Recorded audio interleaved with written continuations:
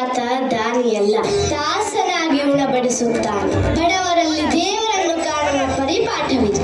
ಹೀಗಂತೆ ಅಣ್ಣ ಬಸವಣ್ಣನವರು ಹೇಳಿದ್ದಾರೆ. ಅದರಂತೆ ನಾನು ನಡೀತೀನಿ. ನಿಮ್ಮ ಆಶೀರ್ವಾದ ನನ್ನ ಮೇಲಿರಲಿ. ಶಿವಣ್ಣ, ತಗೋ ಅನ್ನದಾಸೋಹ, ಜ್ಞಾನ ದಾಸೋಹ. ಬೇಡಿ ಬಂದವರಿಗೆ ಆಶ್ರಯ, ಎಂದಿಗೂ ನಿಲ್ಲಿಸಬೇಡ. ತಗೋ. ಜಯ ಸಿದ್ಧಗಂಗಾ.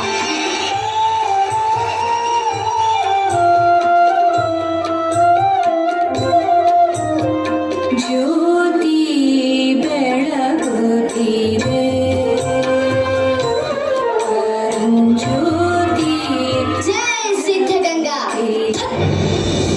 ಬೆಳಗ್ಗೆ ಆಯ್ತು ಅಂದ್ರೆ ಅಯ್ಯ ಸ್ವಾಮಿ ಶಿವಶಂಕರ ತಪ್ಪನ್ಬಿಡ್ತಾರೆ. ಏನ್ ಸ್ವಾಮಿಗಳೇ, ಏನಾಗಬೇಕಾಗಿತ್ತು? ಮಠದಲ್ಲಿ ನೂರಾರು ವಿದ್ಯಾರ್ಥಿಗಳಿಗೆ ಅನ್ನದಾಸೋಹ ಮತ್ತು ಅಕ್ಷರ ದಾಸೋಹ ನಡೀತಿದೆ. ಅದಕ್ಕೆ ನಿಮ್ ಕೈಲಾದ ಸಹಾಯ ಮಾಡ್ಬೇಕು.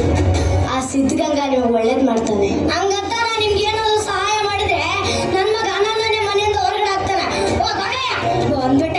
ಎಲ್ರು ಈ ಮನೆಯಿಂದ ಒಂದಲ್ಲ ಒಂದಿನ ಹೊರಗೆ ಹೋಗೋರೆ. ಇರೋವರೆಗೂ 4 ಜನರಿಗೆ ಒಳ್ಳೇದ್ ಮಾಡಿದ್ರೆ ಆ ಸಿದ್ಧಗಂಗಾ ಒಳ್ಳೇದ್ ಮಾಡ್ತಾನೆ. ಓ ಹೌದಾ? ನಿಮ್ ಸಿದ್ಧಗಂಗಾ ಅಷ್ಟೊಂದು ಒಳ್ಳೆಯವನ? ಹಾಗಾದ್ರೆ ಒಂದು ಕೆಲಸ ಮಾಡಿ, ಇಲ್ಲೇ ರೀ ತಗೊಳ್ಳಿ. ಇದರಲ್ಲಿ 700 ರೂಪಾಯಿ ರೊಕ್ಕ ಇದೆ. ಆಳ ಕೆತ್ತು ತಿಂದು ಎಲ್ಲ ಹಾಳಾಗೋಗಿದೆ. ಇದನ್ನ ಬದಲಾಯಿಸಿ ಹೊಸ ನೋಟ್ ಕೊಡ್ಸಿದ್ರೆ ನಾನು ನಿಮ್ಗೆ ಏನ್ ಸಹಾಯ ಬೇಕೋ ಮಾಡ್ತೀನಿ. ಹಾಗೆ ಆಗಲಿ, ತಗೊಳ್ಳಿ. ನಾಳೆ ಮಠಕ್ಕೆ ಬಂದು ನಿಮ್ಮ ಹೊಸ ಹಣ ತೆಗೆದುಕೊಂಡು ಹೋಗಿ.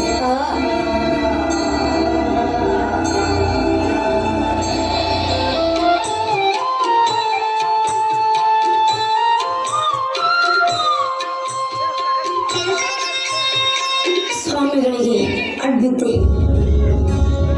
ಓ ಚಿಕ್ಕಣ್ಣ, ನಿಮ್ಮನ್ನೇ ಎದುರು ನೋಡ್ತಾ ಇದ್ದೆ. ಅವತ್ತು ಯಾಕೆ ಬರ್ಲಿಲ್ಲ? ಬರ್ಬೇಕಿತ್ತಲ್ಲ. ಇರ್ಲಿ, ತಗೊಳ್ಳಿ. ಯಾಕೇನಾಯ್ತು? ಇದು ನೀವು ಅವತ್ತು ಹಣ ಬದಲಾಯಿಸ್ಕೊಡಿ ಅಂತ ಕೊಟ್ಟಿದ್ರಲ್ಲ, ಅದನ್ನ ಬದಲಾಯಿಸಿದ್ದೀನಿ. ತಗೊಳ್ಳಿ. ಬೇಡ ಸ್ವಾಮಿ, ನಾನು ನಿಮ್ಮನ್ನ ಪರೀಕ್ಷೆ ಮಾಡಿ ನಿಮ್ಮ ಮನಸ್ಸನ್ನು ನೋಯಿಸ್ಬಿಟ್ಟೆ. ಹುಟ್ಟಾಗಿಂದ ಇಲ್ಲಿವರೆಗೂ ಒಬ್ರಿಗೆ ತಿನ್ನೋ ಕೊಡ್ಲಿಲ್ಲ, ಉಣ್ಣೋ ಕೊಡ್ಲಿಲ್ಲ. ಬಡ್ಡಿ ಓರದಲ್ಲಿ ಗಂಟಿಗೆ ಗಂಟು ಮಾಡಿ ಹಣ ಕೂಡಿಟ್ಟೆ ಹೊರತು ಜನಗಳ ಪ್ರೀತಿ ಸಂಪಾದನೆ ಮಾಡಲಿಲ್ಲ. ಇವತ್ತು ನನ್ನ ಹೆಂಡತಿ, ಮೊಮ್ಮಕ್ಕಳು, ಸಂಬಂಧಿಕರು ಎಲ್ಲ ನನ್ನ ಬಿಟ್ಬಿಟ್ಟು ದೂರ ಹೊರಟೋದು. ಅವರೇ ಇಲ್ಲ ಅಂದಮೇಲೆ ಈ ಹಣ ಇಟ್ಕೊಂಡು ನಾನೇನ್ ಮಾಡ್ಲಿ ಸ್ವಾಮಿ? ತಗೊಳ್ಳಿ, ಇದರಲ್ಲಿ 4,000 ರೂಪಾಯಿ ಇದೆ. ಇದನ್ನ ನಿಮ್ಮ ಮಠದ ಕಾರ್ಯಗಳಿಗೆ ಒಪ್ಪಿಸ್ಕೊಂಡು ನನಗೆ ಸಿದ್ಧಗಂಗಾ ಸೇವೆ ಮಾಡೋಕೆ ಅವಕಾಶ ಕೊಡಿ ಸ್ವಾಮಿ. ಕೊಟ್ಟಿದ್ದು ತನಗೆ, ಬಚ್ಚಿಟ್ಟಿದ್ದು ಪರರಿಗೆ.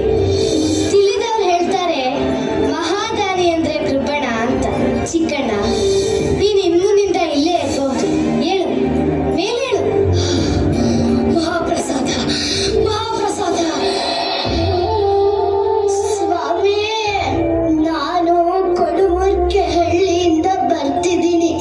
ನನಗೆ ನನ್ನವರು ಅಂತ ಹೇಳ್ಕೊಳ್ಳೋರು ಯಾರು ಇಲ್ಲ.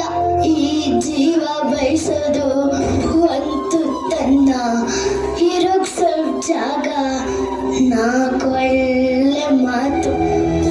ಅದು ನಂಗೆ ಯಾರಿಂದಲೂ ಸಿಗ್ಲಿಲ್ಲ.